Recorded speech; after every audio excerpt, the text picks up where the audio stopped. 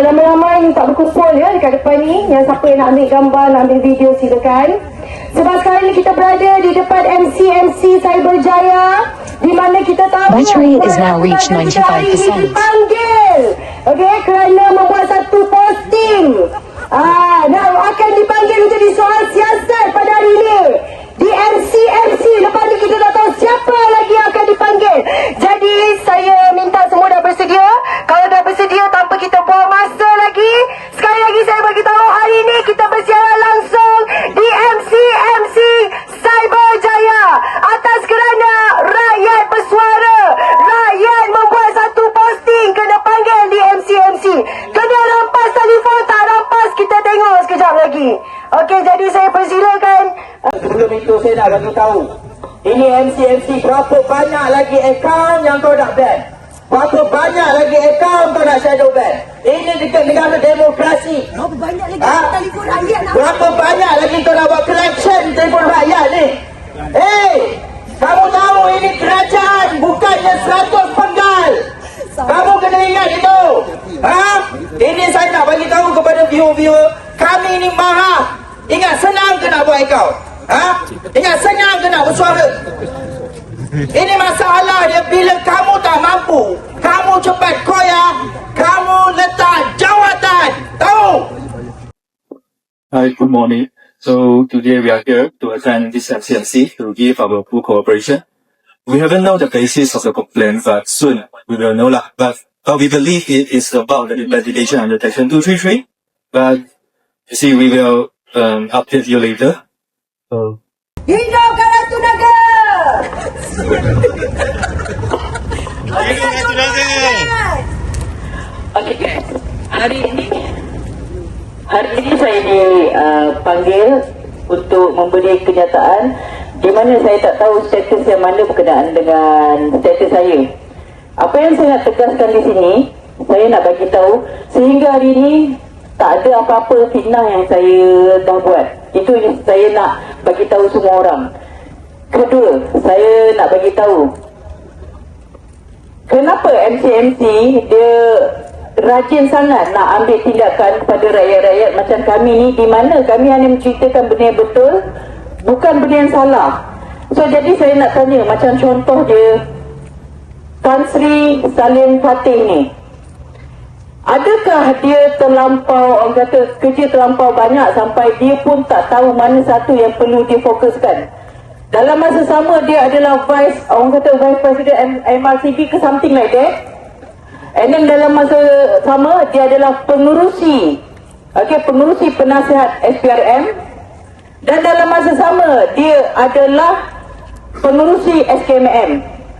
Hari ini saya nak bagi tahu, daripada tahun 2021 hingga tahun 2022 hanya sebanyak 240 juta atau 250 juta ada kes scammer, melibatkan kes scammer.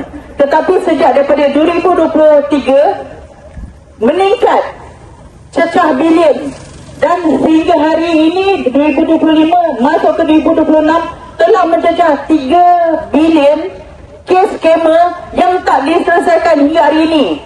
Saya nak bagi tahu anda semua, fungsi SKMM ni apa?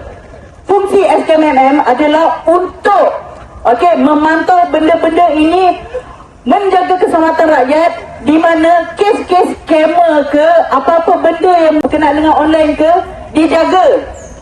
Bukan SKMM digunakan untuk intimidate rakyat.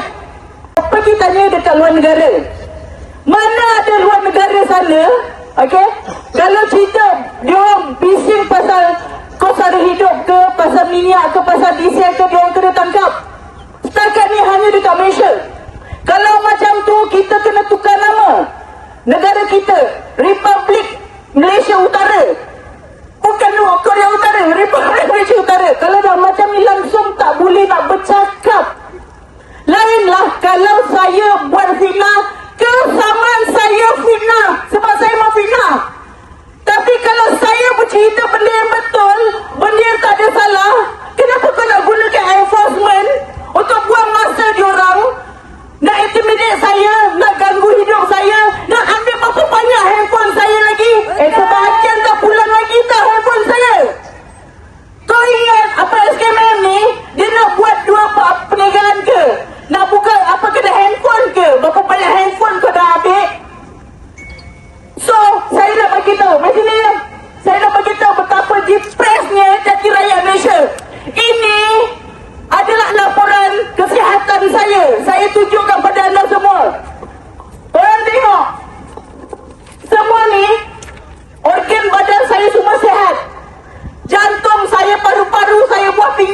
biji saya semua sihat. Tapi sekarang ni Sosul, saya nak tunjuk kepada anda semua, anggota badan saya semua sihat, alhamdulillah. Sebab saya pernah kena tinggi kecemasan jantung semua. Tapi sekarang ni dalam tempoh 6 bulan kesihatan saya baik. Cuma yang tak baik ni apa tahu? Kortisol saya teruk. Saya bukan hanya stres, saya burn out stres. Jadi rakyat Malaysia dah sampai burn out stres. Saya tak nak stres, saya tak nak jadi gay, tu tak? Sebab korang kata kalau stres nanti jadi gay. Saya tak nak sampai macam tu. Saya nak sikit lagi saya kena depression disebabkan tekanan-tekanan yang saya terima ni. Kenapa saya terima benda ni semua? Saya nak bagi tahu kenapa saya stres. Kesara hidup hari ini menyebabkan saya sangat stres. So jadi korang buat saya macam ni. Setiap kali kalau saya cakap bina, saman saya. Tapi apa yang kau buat? Kau gunakan SKMN, kau gunakan polis untuk mengganggu hidup saya. Saya memang dah sampai ke dinding, korang tolak kami semua. Adakah kami ni satu mainan untuk korang? Kau ingat polis, SP apa SKMN ni tak ada kerja lain ke?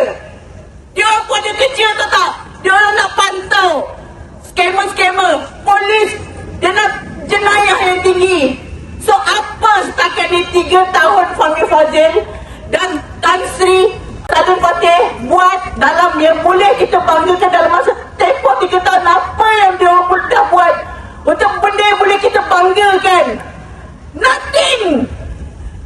So janganlah buat terus-menerus macam ni. Kau ingat kalau kau buat terus macam ni kita orang akan senyap? Tak. Kalau satu Ratu Naga hancur, 1000 Ratu Naga akan keluar lepas ni. Okay, saya nak bagi tahu hari ini saya nak buat pengumuman. Okay, disebabkan benda-benda macam ni di luar kawalan, saya nak bagi tahu hari ini 24 hari bulan hari Jumaat, sebelum pukul 11 saya akan dipanggil masuk. Saya nak umumkan satu benda. Kami semua influencer dekat Malaysia bersepakat, okey, kami akan melancarkan dengan ini. Saya Ratu Naga sebagai wakil ingin melancarkan satu gerakan baru. Gerakan yang kami nak buat ni bernama Gerakan Pembangkang Rakyat, di mana rakyat akan carry out kerja-kerja pembangkang. Kalau Anwar Ibrahim rasa ketika dia jadi ketua pembangkang dia adalah pembangkang terbaik, kami akan tunjuk kami 2 kali lebih baik jadi pembangkang daripada Anwar Ibrahim. Setuju tak? Okay. Dan gerakan pembangkang rakyat ni akan dipengerusikan, akan diketuai oleh Ustaz Dr. Zaharuddin Muhammad. Dia adalah menantu Tuan Guru Hadi Awang. Dalam masa sama kami semua influencer adalah sekretariat. Kami akan mulakan aktiviti pertama kami. Kami akan panggil seluruh rakyat Malaysia membuat laporan polis ke atas Anwar Ibrahim untuk disiasati bawah akta hasutan kerana Anwar Ibrahim telah menggunakan perkataan bebal, bodoh, raya apa semua ke atas kami. Kalau SKMM boleh tangkap baru-baru ni TikTokers atas akta hasutan kerana keluarkan kenyataan yang memaki hamun, kami pun nak buat perkara yang sama ke atas Anwar Ibrahim dengan membuat laporan rasmi secara sah, di mana macam mana rakyat kena, kami akan pulang balik. Setuju tak? Okey, so saya masuk dulu. Saya bagi Ustaz Zaharuddin tulis benda ni. Kita hantar dulu je. Sebelum saya masuk. Assalamualaikum warahmatullahi wabarakatuh dan selamat pagi. Jadi alhamdulillah pagi yang hening ini dapat kita berkumpul di depan pejabat SKMN di Putrajaya. Jadi hari ini kami mengiringi sahabat kami, influencer kami dan juga sebenarnya pembangkang negara bagi pihak rakyat, iaitu Puan Ratu Naga yang akan dijadualkan disuasiaskan oleh oleh SKMN pada jam 11 pagi ini. Jadi sempena hari ini, sebagaimana yang disebut oleh Ratu Naga tadi, hari ini kita lancarkan satu gerakan yang namanya Gerakan Pembangkang Rakyat untuk menyatukan semua suara-suara rakyat berlawan dengan isu-isu yang melibatkan korupsi, salah guna kuasa dan juga tekanan terhadap kebebasan suara rakyat pada hari ini. Sebelum ni kita tengok ramai influencer kena tangkap dan ada yang kena reman sampai 5 hari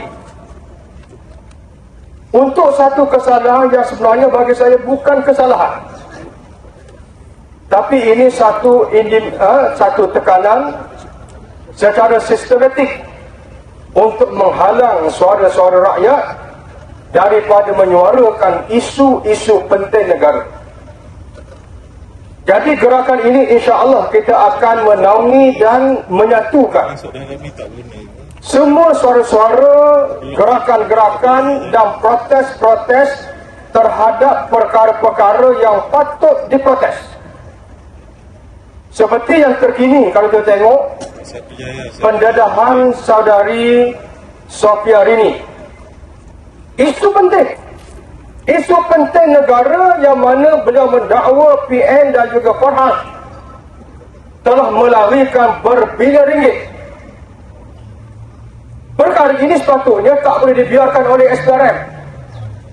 Sepatutnya hari ini sudah kalau orang lain dah kena tangkap, dah kena reman. Tapi hari ini isu mafia korporat yang melibatkan keselamatan ekonomi negara. Bursa merupakan pintu kepada ekonomi negara. Tapi sampai hari ini tak ada tindakan. Bahkan orang-orang yang menyuarakan ditangkap, disuasiasat, ditekan melalui fasiliti-fasiliti kerajaan yang ada. Sebelum ini tak ada satu gabungan yang baik. Tapi hari ini kita mengisytiharkan sebagaimana disebutkan oleh Ratu Naga tadi, kita mengisytiharkan dan kita melancarkan gerakan rakyat, iaitu Gerakan Pembangkang Rakyat, supaya hari ini apa yang dilakukan oleh kerajaan dan juga PMX pada hari ini ada pembangkang, ada pembangkang yang kuat, supaya setiap yang dilihat salah laku perlu mendapat penjelasan yang baik daripada pihak yang berkenaan. Azam Baki sebagai contoh saya ambil, dengan dakwaan-dakwaan yang jelas sampai hari ini tidak disiasat. Begitu juga isu mafia korporat, dakwaan-dakwaan Rafizi berkaitan dengan sebagai contoh kita ambil berkenaan dengan Azam Baki, Farhas. Kenapa sampai hari ini tak pernah disiasat? Kita melihat perkara ini perlunya pembangkang yang kuat. Di samping pembangkang politik dalam parlimen, maka kita merasakan sangat penting untuk mewujudkan satu pembangkang untuk membantu pembangkang di parlimen, menggerakkan pembangkang di kalangan rakyat-rakyat kita untuk memberikan tekanan supaya isu-isu rakyat ini diambil tindakan yang sewajarnya. Jadi hari ini langkah kita yang pertama ialah kita mengiringi Ratu Naga menghadap kerajaan Maha Firaun pada hari ini. Silap kata-kata, bukan silap pun. Bagi saya yang Ratu Naga punya statement tak ada apa pun. Tapi kita tengok hari ini macam mana mereka gunakan SKM untuk menekan, mengenakan suasiasat, membuang masa sebagaimana disebutkan oleh Ratu Naga tadi. Jadi sebab itu, dengan pelancaran ini insya-Allah, selepas ini kita akan bergerak dengan lebih tersusun menurut lunas undang-undang, sebab kita ada Akta Himpunan Amal, dan insya-Allah kita akan menggunakan saluran-saluran yang dibenarkan oleh undang-undang untuk kita melakukan satu gerakan rakyat supaya isu-isu penting rakyat dapat diambil tindakan yang sewajarnya. Jadi dengan ini juga kita merasmikan dengan rasmi kita punya gerakan ini dengan sama-sama dan termasuk juga penonton-penonton untuk kita sama-sama membaca Ummul Quran sebagai simbol perasmian kita pada hari ini. Al-Fatihah.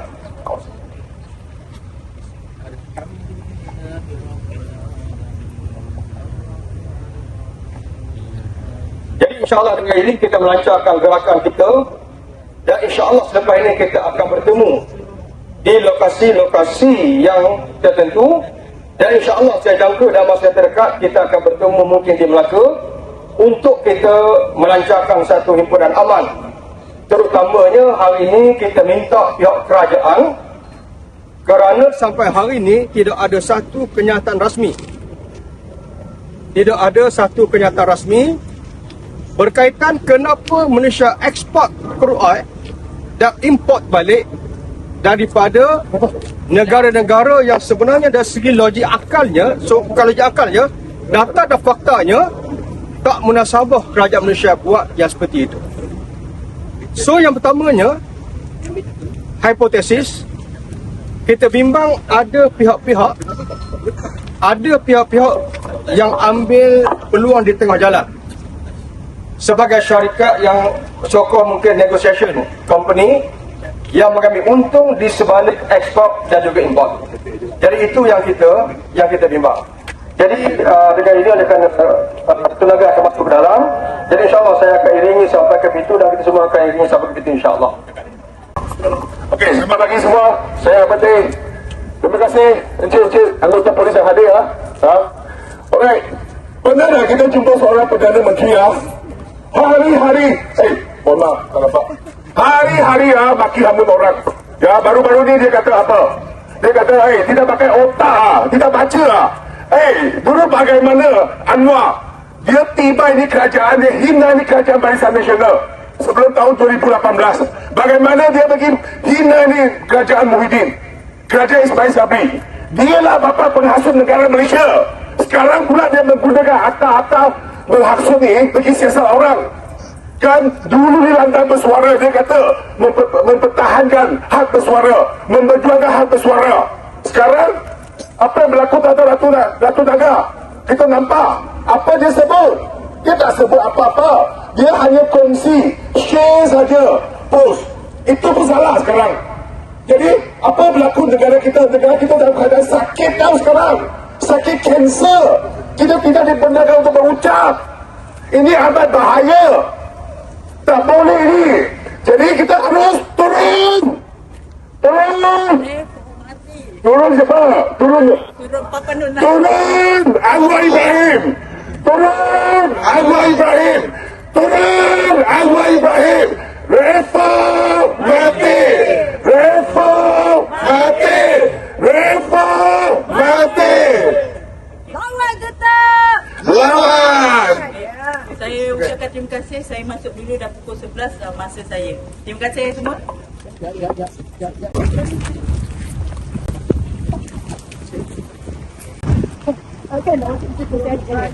Kita bagi dia orang Ini tak pernah lagi buat. Ini first time. Lepas ni siapa-siapa yang kena, kita akan repeat benda ni. Kalau masih lagi buat, kita tetap akan buat macam ni. Harap tak lama ya. Dah solat Jumaat. Ambil anak sekolah.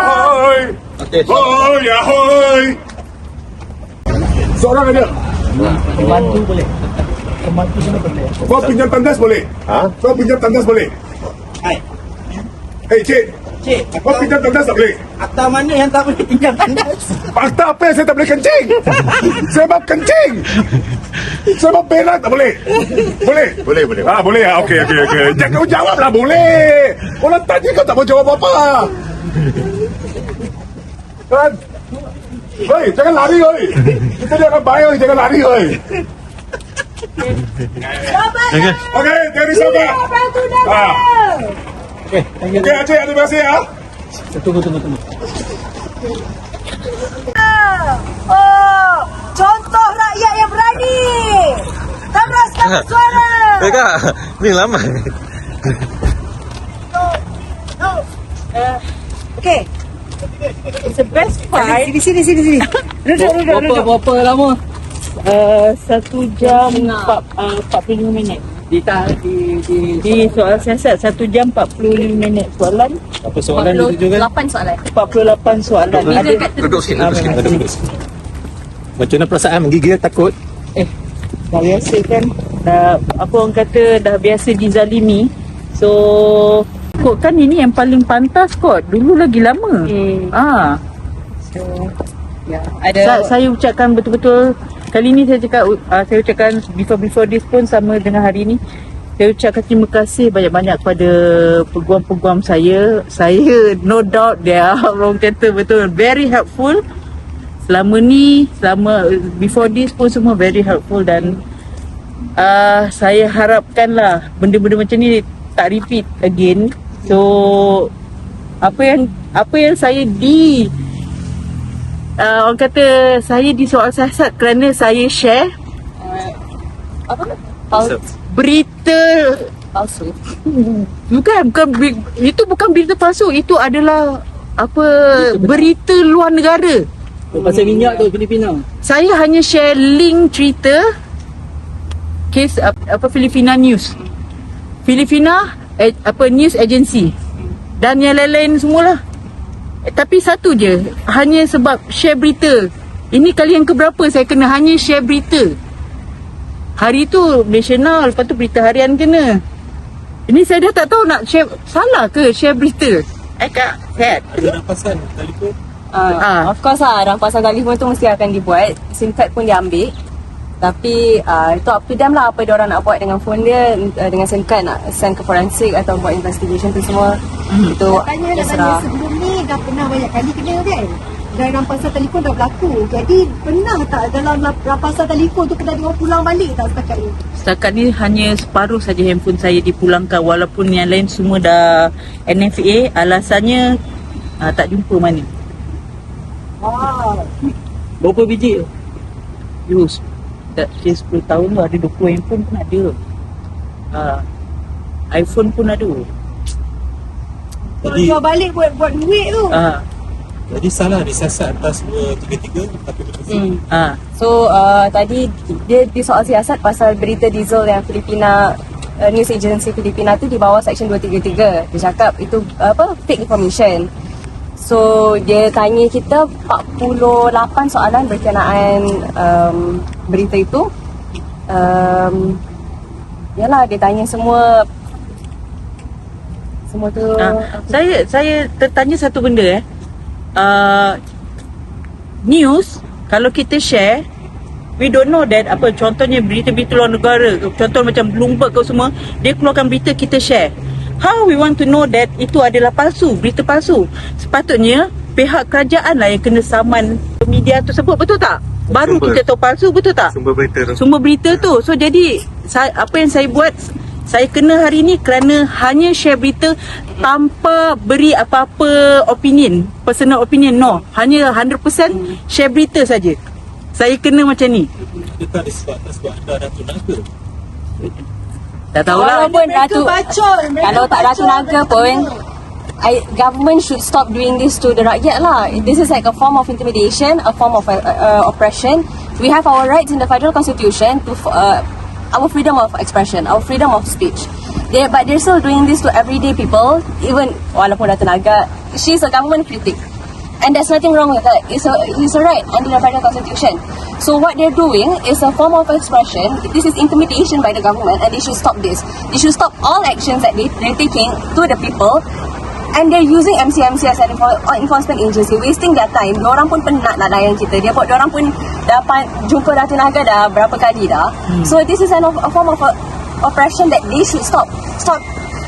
Alhamdulillah Ratu Naga ada peguam dia. Tapi there's so many other people out there that don't have their lawyers and they're being oppressed. Ada yang sampai kena reman 3 hari. They should stop this. Why are they doing this? Why are they so scared of the people? Are they scared because it's right? Why are they scared? So please, government, you should stop all action against the people because our democracy right is to critique you. There's nothing wrong about criticism. If you can't take the criticism, it means that you're doing something wrong. You want to say anything? Hi everyone. So we just come out from the MCMC building, and one interesting point that I would like to share to all is regarding what happened inside. So at one point of time, the MCMC officer actually wanted to run past the phone. Now, of course, we went through some back and forth to look through the documents. Eventually, we handed in the phone. After that, the MCMC officer wanted us to give the password. So my client, Ratunaga, actually exercised her rights to remain silent under section 112 sub 2 of the CPC to not give the password. And to our surprise, one of the police officers was sent into the room and threatened Ratunaga that if she is not willing to give the password, she might be charged under section 186 of the Penal Code. Section 186 of the Penal Code is obstructing public servant from carrying out public function. So we immediately objected to it because in 2021, there is a High Court case, Ravi Chandiran. At the paragraph 36 of that case, you can see clearly the High Court has held that when the person is merely exercising her rights to silence by not giving the password, that cannot be considered as a form of obstruction.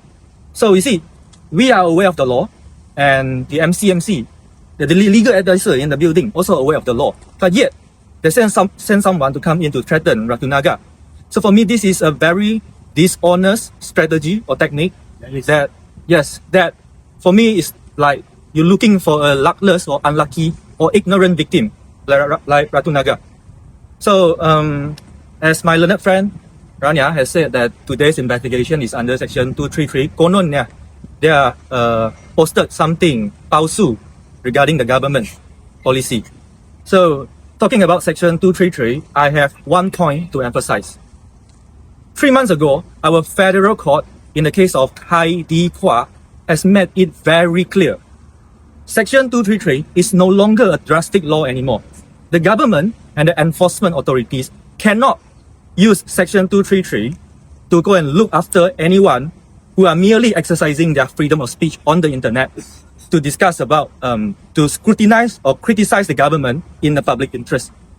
So, and of course, today, she was still being investigated for that offense. And we feel very sad because it looks like the MCMC didn't realize the recent development of the law. And this has caused Ratunaga some trouble, and this undermined her rights to rights of quality of life under Article 5. And more seriously, this actually creates a chilling effect on the freedom of speech across our lovely country. So we urge MCMC to drop this ridiculous investigation. In fact, talking about ridiculous, we insisted to look at the FIR, to look at the basis of a complaint, but they are reluctant to disclose to us. So for me, this is an investigation that is tanpa asas yang munasabah. And we keep on insisting to look at the documents, and we cannot get to see the document. And as my end words, I believe that not only against Ratunaga, and also against all the other activists, all the ordinary Malaysians, any investigation on section 233, like which is malicious, must be stopped immediately. And in fact, the funny thing is 2 days ago, the Court of Appeal in the case of Mr. Muhammad Sharil once again confirmed that section 233 will only target on the person who abused the internet, offend the issues of 3R sensitivities. And clearly, Ratunaga never posted anything regarding the 3R issues. And Disiasat untuk share berita. Question? Once Ratunaga, will you take any legal remedies? yes, on this? actually I am about to say this because if this kind of unlawful infringement of fundamental liberties continue to happen, as the legal counsel, we might have no choice but to consider to seek some legal remedies, including malicious prosecution against MCMC, so that it can vindicate my client's rights. This a process. Yes, this is what we call as malicious prosecution because this is baseless. like I say, we don't even get to see the police report, and there's no basis in this complaint because especially this is not a trial issues.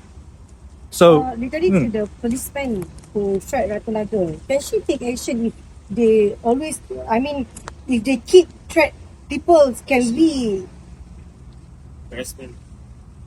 okay, definitely there is some remedies for harassment, but you see, in the court we talk about evidence. Any amount of remedification, as you can see it, 1 billion.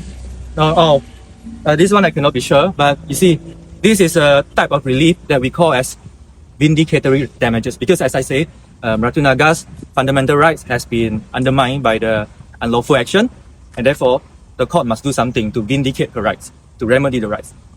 Was this investigation triggered by any report made by a member of the public, or was it? That's the thing. We were unable to see the FIR report. They only show diorang pegang, lepas tu dia tunjuk kat kita. He did. read it, you can. It was very small. The fonts were very The font small. is 4. Yeah, so it was very They're small. using font 4. Yeah. So takkan nampak Takkan apa-apa. nampak. So I dah pakai kacamata pun tak nampak. they did not. the police report. They did not allow us to see who the pengadu is. They only show it from afar. So we only knew that the report was made on that Facebook posting on the Filipina news. Asian. Yeah, Filipina news. we couldn't know who the name is, who the pengadu is, because it was so small, the writing. So they didn't allow us to clearly check the meneliti the documents. us before, give us that documents, anything for the patient, Q&A, everything. Actually, I want to. You see, actually, 2 days ago at the Court of Appeal, the case of Mr. Muhammad Sharil, his case is also under Section 233 for posting some contents on the internet, questioning the efficiency of the PDRM, and therefore he was being charged. But now he's being released and not guilty anymore. So my last word to all the Malaysians that you do not need to be afraid. Okay, you definitely have your constitutional rights to hold your government accountable and reliable. That's all from me. Last saya nak bagi tahu apa yang hari ni kena pada saya, kami akan berusaha untuk pastikan ia tidak terjadi pada orang lain juga. So kami akan try our very level best untuk membantu sesiapa saja yang menjadi mangsa kes-kes macam ni. So we see how lah. Okay. That's all. Thank you. Thank you everyone. Thank you everyone. Thank you, everyone. Thank you. Thank you so much.